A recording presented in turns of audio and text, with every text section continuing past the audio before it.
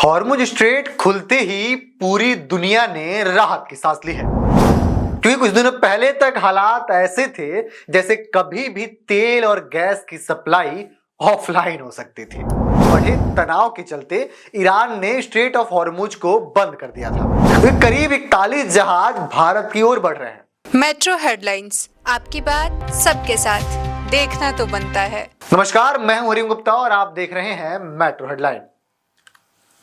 आज हम बात करने वाले हैं हॉर्मुज स्ट्रेट के ऊपर, जो अब पूरी तरीके से खुल चुका है। दरअसल 28 फरवरी के बाद बढ़े तनाव के चलते ईरान ने स्ट्रेट ऑफ हॉर्मुज को बंद कर दिया था, और ये वही समुद्री रास्ता है जहां से दुनिया का करीब 20% कच्चा तेल और 1/3 गैस गुजरती है। अब सोचिए कि ये रास्ता बंद होते ही वैश्विक सप्लाई चेन पर सीधा असर पड़ा।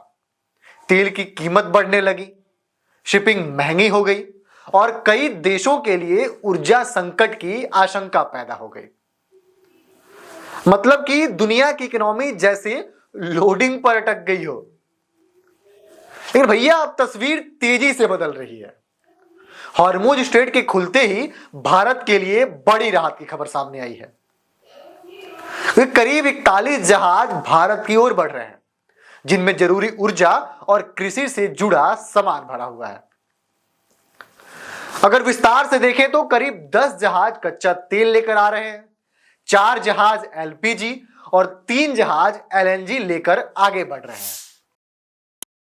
इसके अलावा 1 दर्जन से ज्यादा जहाज खाद लेकर भारत पहुंचने वाले हैं, जो आने वाले खरीफ सीजन के लिए बेहद अहम माने जा रहे हैं।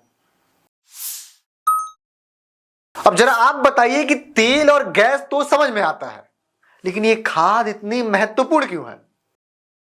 दरअसल साथियों, भारत एक कृषि प्रधान देश है, लेकिन खाद बनाने के लिए जरूरी कच्चे संसाधनों की कमी है।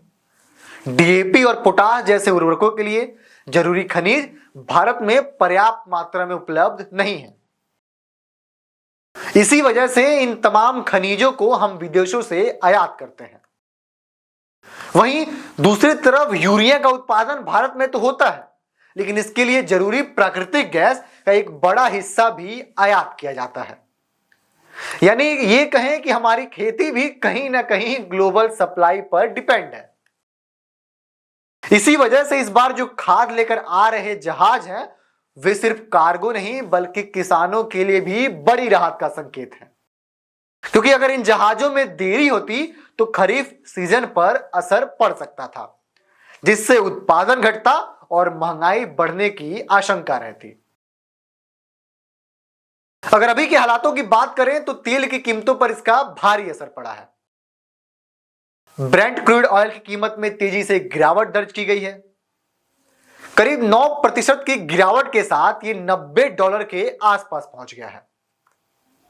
और बात अगर पिछले कुछ दिनों की करें तो कच्चे तेल की कीमतों में 30% तक की गिरावट देखी गई है। अब सवाल यह है कि क्या यह गिरावट पेट्रोल डीजल तक पहुंचेगी या फिर वहीं रुक जाएगी, जहां आम आदमी की उम्मीदें रुक जाती हैं। इसका दूसरा बड़ा असर ट्रांसपोर्ट और फ्रेट पर पड़ेगा। तनाव के दौरान शिपिंग लागत 4 से 5 गुना तक बढ़ गई थी, लेकिन अब हॉर्मुज खुलने के बाद इसमें गिरावट की उम्मीद देखी जा रही है। इससे निर्यात सस्ता होगा और भारतीय व्यापार को भी बढ़ावा मिलेगा। इसका असर ऊर्जा और इंडस्ट्री पर भी भारी असर देखा जा रहा था। एलएनजी और एलपीजी की सप्लाई सामान्य होने से पावर प्लांट और उद्योगों को राहत मिलेगी, और सबसे बड़ा असर जो है वो खेती पर दिखेगा, क्योंकि खाद की सप्लाई समय पर पहुंचने से किसानों को राहत मिलेगी और खरीफ फसल पर कोई बड़ा संकट नहीं आएगा।